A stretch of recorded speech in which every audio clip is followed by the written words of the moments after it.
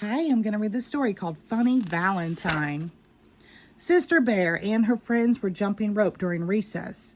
They were jumping partly to keep warm because it was February, and partly because they loved to jump rope. Sister and Lizzie were turning and Amy was jumping. Uh-oh, said Lizzie. There's a boy coming over from the boys' side of the playground, and guess who it is? There wasn't any rule about a boys' side and girls' side at Bear Country School, but the boys did sort of stay on one side of the playground and the girls on the other. Oh, I hope it's Herbie Cubison, thought Sister. Sister Bear liked Herbie, and everybody knew it except maybe Herbie. Is it Herbie? Asked Sister, not wanting to look. No, said Lizzie, it's Billy Griswold.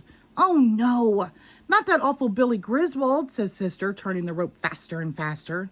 Hey, slow down, said Amy. Hi, Sister, said Billy. Don't you hide me, said Sister, and you better not have a worm like you did yesterday, or a dead mouse like you did the day before. No worm, no dead mouse, said Billy, just me. And with that, he began jumping with Amy and got tangled in the rope. Down they all fell in a heap. Why, you, said Sister. She pulled the rope free and ran after Billy. Sister was a fast runner, but Billy was faster and kept just ahead of her. Oh, why doesn't Herbie Cubison come to my rescue? Thought Sister as she chased Billy around and around the playground. Herbie was too busy playing fistball even to notice. Then the bell rang and they all went back to class. Well, class, said Teacher Jane, as I guess you all know, Valentine's Day is coming. We're going to have a Valentine party with punch and cookies, and we're all going to give Valentines to each other. Yippee, cried the class. Oh, yeah, said Sister under her breath. If she thinks I'm going to send a Valentine to that no-good rotten Billy Griswold, she's got another think coming. But Sister had another think coming, too. She began to think about what kind of Valentine Herbie Cubison might send her. She was still thinking about it that night at dinner when the phone rang. It's probably for you, brother, said Papa, so you might as well answer it. That's right, said Sister. It's probably one of your sweethearts. You cut that out, said Brother as he went to answer the phone. I wish you wouldn't tease your brother like that, said Mama. Well, said Sister when Brother returned, which one of your sweethearts was it, Bonnie, Jill, or Alexis? It was Bonnie, if you must know, said Brother, and she was calling about math homework. Uh-huh, said Sister. But that's not the real reason she was calling. The real reason is that Valentine's Day is coming, and she wants to make sure you send her an icky, sticky Valentine with lots of kisses. You cut that out, shouted Brother. Mama, if she doesn't cut that out, I'm gonna...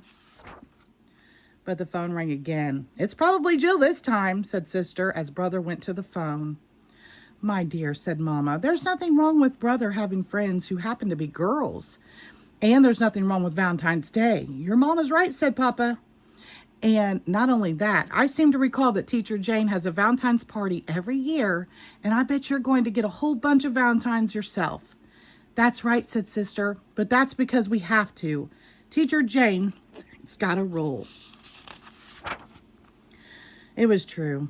There were 24 cubs in Sister's class, and every cub had to send a Valentine to each other cub. They didn't have to be expensive, or you could make them if you wanted to. Sister thought she might just make one for that no-good, rotten Billy Griswold. She began to think about what it might say. Roses are red, violets are blue. Nobody needs a doofus like you.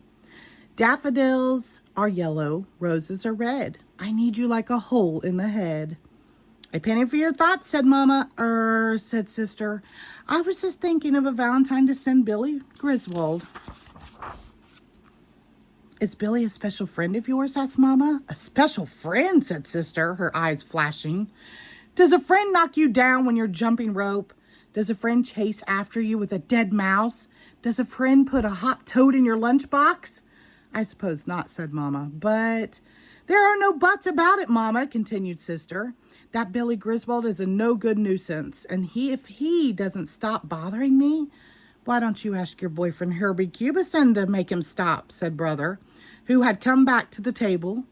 Boyfriend? Boyfriend, shouted Sister. You take that back. Everyone knows that Sister Bear has a huge crush on Herbie Cubison. Mama, make him take that back, cried Sister. I've hardly ever said a word to Hubie Cubison. Brother's the big Valentine sweetheart around here.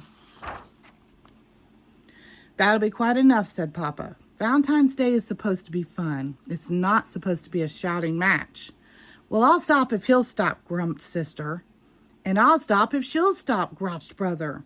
Papa put a finger to his lips and they both stopped. Sister didn't have to make a special Valentine for Billy Griswold. She found the perfect one for him at the card store. It showed a scary-looking Frankenberger-type monster with a bolt on each side of his neck. It said, "Monsters come in every shape and size, but when it comes to creepy, you take the prize." She'd sign it, guess who? She couldn't wait to see Billy's face when he opened it at the class Valentine's Day party. But Sister forgot to watch when Billy opened her Valentine, because among the Valentines she received was one that took her breath away. It was all hearts and flowers, and inside it, "Will you be my special friend?" "Wow," said Lizzie Brun. "It must have cost a whole $1." "It's signed Guess Who," said Sister. "Who do you suppose it's from?" "Well, I know who you hope it's from," said Lizzie. "If somebody sent me a beautiful Valentine that cost a whole $1, I'd sure want to know who it's from." "There's Herbie over by the punch bowl. Go ask him." Sister started for the punch bowl, but Billy Griswold blocked her way.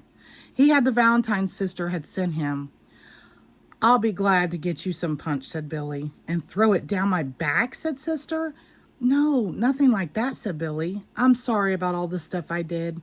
And I really don't blame you for sending me this. It's really pretty funny. How'd you like the Valentine I sent you?" "You sent me?" said Sister. "You sent me this Valentine?" "Yep," said Billy. "I saved it up for weeks to get it." Sister was confused. She didn't know what to say, so she just said, "Thanks." She was still confused that evening when she showed Billy's Valentine to Mama. "Well, it certainly is beautiful," said Mama, "and I understand your puzzlement. It takes me back to when I was a cub your age. There was this awful boy, just like Billy Griswold. He was just awful. The things he did. One time he chased me with a 1,000-legger. "Yuck," said Sister. "And that wasn't the worst of it," continued Mama. "Once he put a giant bullfrog in my lunchbox. It scared me half to death when it jumped out. It scared the whole class. It got me in a peck of trouble." "How about that awful boy?" asked Sister. "Didn't he get in trouble?" "Oh, yes, from time to time," said Mama. "But after a while, he straightened out, got married, and raised a family. He became a solid citizen." "Do I know him?" asked Sister. "Yes," said Mama. "He's sitting right over there. It was your Papa." Sister looked over at Papa, whose face was buried in the newspaper. The next day, Billy Griswold came over to Sister at recess. "Can I ask you something?" he said. "I guess so," said Sister. "Could we sit together at the assembly tomorrow? You won't bring any worms or toads?" "Nope," said Billy. "I promise." "Okay," said Sister. So the next day, Billy and Sister sat together at the assembly and brought her a flower. It was a daisy.